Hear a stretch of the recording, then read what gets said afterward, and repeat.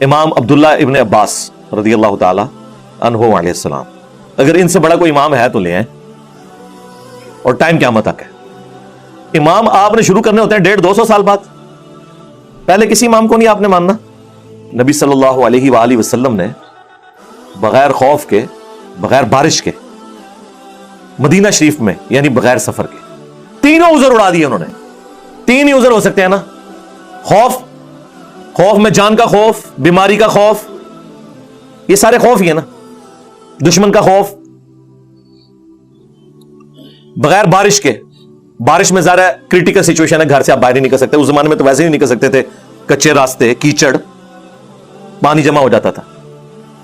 مدینہ شریف میں یعنی بغیر سفر کے، جب وہ یہ کہہ رہے تھے بغیر خوف کے، بغیر بارش کے، بغیر سفر کے، اب سنیوں کے بابوں نے اور ان کے مولویوں نے بیچ میں لگا لیا کہ اس میں یہ تو نہیں لکھا ہوا کہ بغیر کسی وجہ کے۔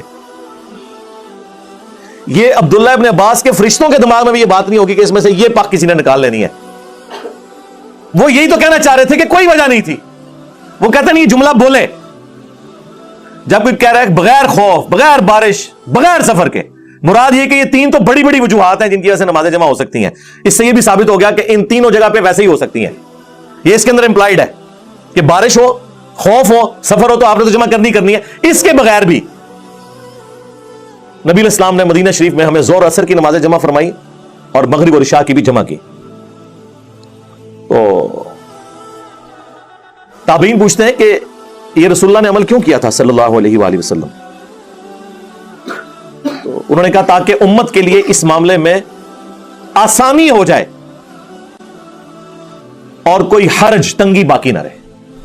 دو باتیں ارشاد فرمائی ہیں، امت کے لیے آسانی ہو جائے اور کوئی تنگی باقی نہ رہے۔ یہ آپ نے جملے ذہن میں رکھنے ہیں۔ امام عبداللہ ابن عباس، یہ امام ابو حنیفہ، امام شافعی، امام مالک، امام احمد بن حنبل کی بات نہیں ہو رہی ہے، امام عبداللہ ابن عباس جو اس حدیث کے راوی ہیں اور حدیث کا راوی حدیث کا فہم سب سے بہتر جانتا ہے۔ وہاں کوئی ایک اور سنی بیٹھا ہوا تھا انورٹڈ کاما میں، وہ کہتا ہے کہ جب عبداللہ ابن عباس نے یہ بات کی نا تو میرے دل میں قلق آیا کہ پتہ نہیں یہ جھوٹ مارتا ہے یا صحیح پہ کہتا ہے۔ کہتے ہیں میں چپ کر کے اس مجلس سے اٹھا اور حضرت ابو ہریرہ کے پاس گیا اور میں نے کہا دیکھیں ابن عباس کس قسم کی باتیں کر رہے ہیں، رافضیوں والی۔